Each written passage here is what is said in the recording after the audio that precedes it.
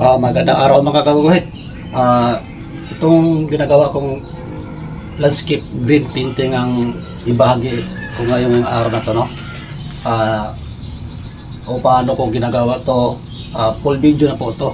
Paano ko gagawin tong landscape green painting. Okay, let's go. So, una ay nag-base muna tayo na color, no? Color gray. Nag-base tayo.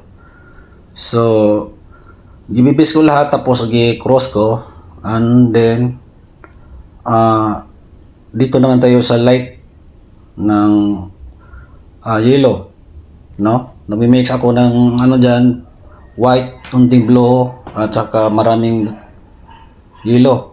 Kaya naging ganyang itsura, no?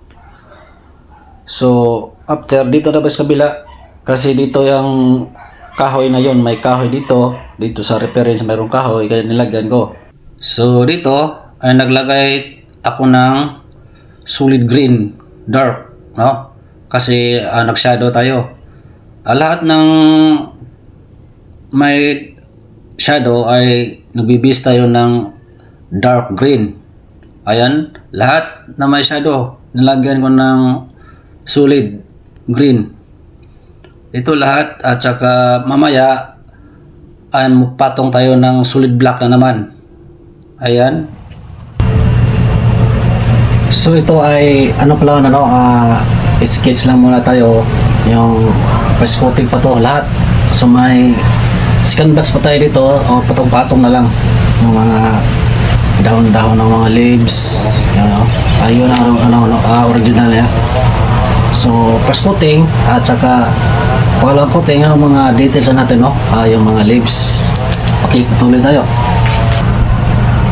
So, dot lang, no? Ganyan ang pag-stroke natin sa malayo ang picture. Dot lang. At saka yung... So,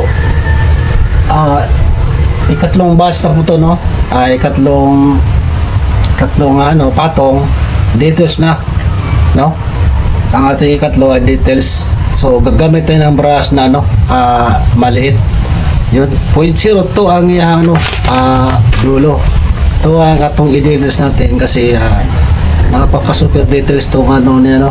Mga bato, yung mga tubig, yung mga dulo ng leaves ay gagamitan natin yung maliit na brush. Okay, let's go. Ganyan lang. Medyo gidahan-dahanan ko pag dulo kasi parang makita yung contrast niya, mga maliliit na yan, kaya gidahan-dahan ko. At saka sa sunod yan mga ugat ay bilisan ko. Ganyan kasi wala naman to yung hindi naman dulo yan, kaya doon sa malapitan ay binilisan ko yan. Okay, so dito sa ilog ay nag-addition na lang ako ng extra dark at saka extra light kasi yung sinabi ko ay details na tayo. No? So lagyan ko ng solid white yung agos ng tubig. Okay, natapos na nga ito ang ginagawang guhit, green painting landscape, no? So ayan, no? Natapos na nga ito ang ginagawang green painting landscape, no?